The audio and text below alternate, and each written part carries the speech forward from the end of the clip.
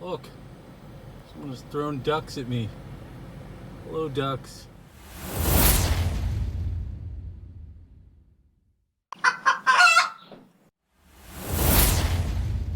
Greetings, Earthlings. Shane with Oddball Cards. It is June 7, 2020 in your time. Two things. One, before I was stuck here, and I'll get to that in a moment, a friend of mine sent me, we send each other random songs. Here I'm trying to nauseate you on purpose. Put it right in the center. Just get you good and grossed out. A friend of mine sent me a 1972 track of Sly and the Family Stone, Loose Booty. I'm not sure if my booty is loose, but the song sure is funky. And a lot of the samples were on Paul's Boutique, which some of you may know from some classic Beastie Boys. And it just made some puzzle pieces fit. Things that are created are then inspire others, and they go on to create. So I hope that's what happens with me. I'm sad to report I am considering joining forces with Tony D. He has me trapped in 1990. And 1990, all I really have to look forward in Oddball's life is the Dr. Feelgood concert that I just went the night of and got some scalp tickets. It was a good show. But other than that, all I was really doing was being a waiter, getting off work, picking up a pack of Marlboros, a slice or two of 7-Eleven pizza, and 6 glass bottle Mountain Dews. And if you repeat that several hundred times, that's what I did. So not much to do here in 1990 as far as watching Oddball. I was feeling Willy Wonka-ish and hoping I got a golden ticket. I bought one hobby pack at my card store of Select, and I hope that I got all the dud packs out of the way for you guys. This appears to be, I'm not big on Select, I'm not big on Panini products. Funny thing, I actually got a hot box. Last Christmas, I bought myself a box of Prism. Had a hot box full of numbered cards, just parallel after parallel, and that was when I had a rude awakening that cards don't, even just because they're numbered, don't always sell well. Also picked this up, I don't name drop, but he is an awesome guy in the community. I did a random draft with ABC's Need 1, 2, 3s. Picked up a nice Brooks Robinson 78 card. It is an 8, which seems good for that era. I'm not a big vintage collector, but I did grow up around the Orioles. Oddball is starting what I believe is to be a super duper cold streak, so I figured I'd just steer into the slide and get some of the cards from 2019 Heritage Minor.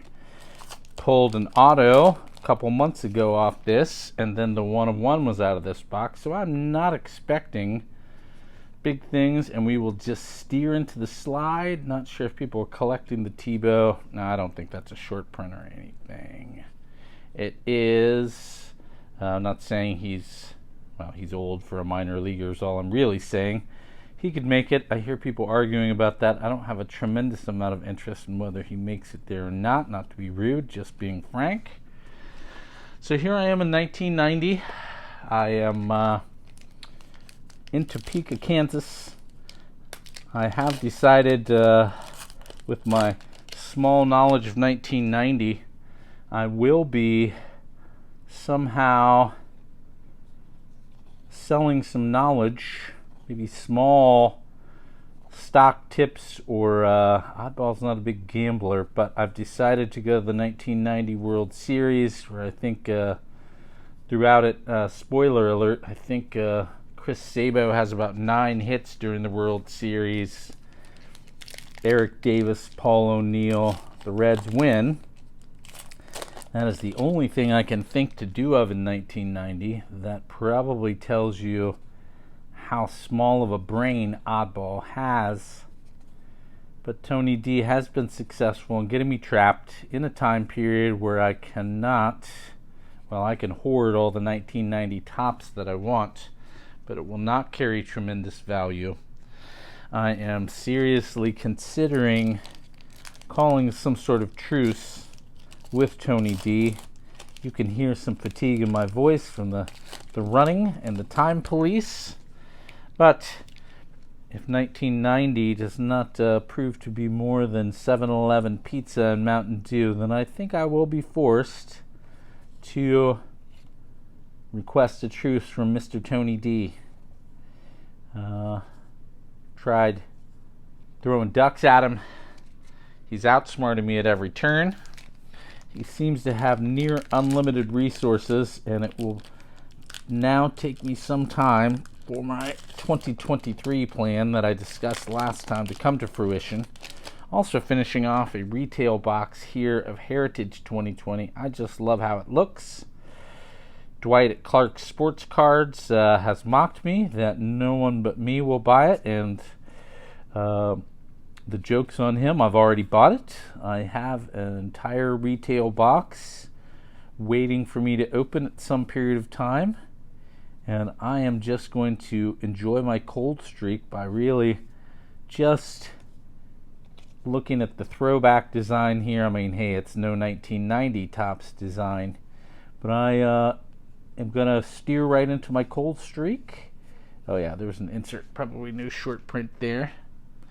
Going to steer right into my cold streak and just enjoy looking at these cards. A lot of us were afraid that since the black border that they wouldn't grade well, that they would chip. I'm no expert at, if you've watched the channel, you know I'm no expert at anything. But, hey, look at there. I am pleased to report that if I am able to make it back to 2020, that I have hired a life coach.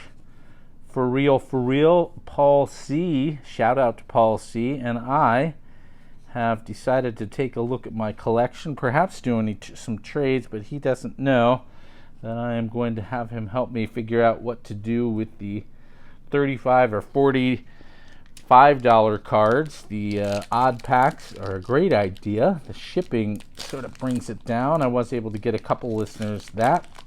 I really enjoy making packs, particularly with the kind of the foils. I'm into foils right now, and they're not really valuable, but they sure are awesome. Out of I think mostly 18, 19, 20 flagship is what I'm into right now for the foils. Hey, there's our spirit animal, Kevin Pillar. He can hang out with karate kicking guy in a geyser.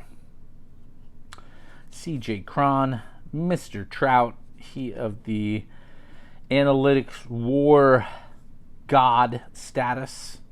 I love Shedlong's name. Enrique Hernandez, Austin Hedges, and Carlos Carrasco. Maybe have a short print here. Didn't see an insert. We'll take a quick gander. Yes, it is the Trout. Huh. It's so funny. After I do that, I'm sure people are like shouting at their camera, "Oddball, dummy, that's the short print, dummy. Stop talking, flip the card around." All right, we have 2 packs left of this retail scraping the bottom of the barrel. I am looking forward to Taco Bell here in 1990. I believe this is right around the time I discovered I could roll up to Taco Bell with $5 and get myself a bag full of bean burritos and tostadas. I mocked people that bought the more expensive items. I don't know when the Mexican pizzas came around, but Oddball scoffed and went for quantity, if you can go for quality at a Taco Bell. Sorry, I believe my dishwasher is singing in the background. Take a quick look for short prints. I'm guessing we don't get them in back-to-back packs. I don't know. I guess that it's not a, oh, we did have an insert and we had a league leaders card. I'm not going to throw these. It's a home run leaders card. Alonso, Suarez, Bellinger. I'm always shocked when I look back at 2020 and Soler for the Royals is the American League home run leader. I got to be honest, I didn't even know that till about a month ago when I was opening stuff. So, all right, last pack of the bottom of the barrel, no one else wants it retail goodness here. Shout out to Gradeworthy Cards, Jeff R., and my fellow Patreons, the Davids. Let's see here. ERA leaders. Mr. Cole of the Yankees. Verlander. I didn't realize 2 Astros were in it. Suarez. Whit Merrifield. Kobe Allard.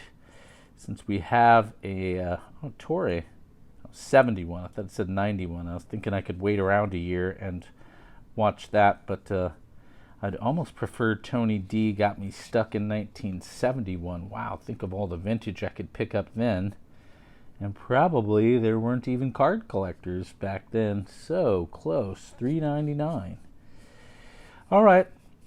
I have very little more to say. You may hear a formal truce announcement sometime on this channel with Tony D. If 1990 does not prove to be profitable, as always, Oddball out.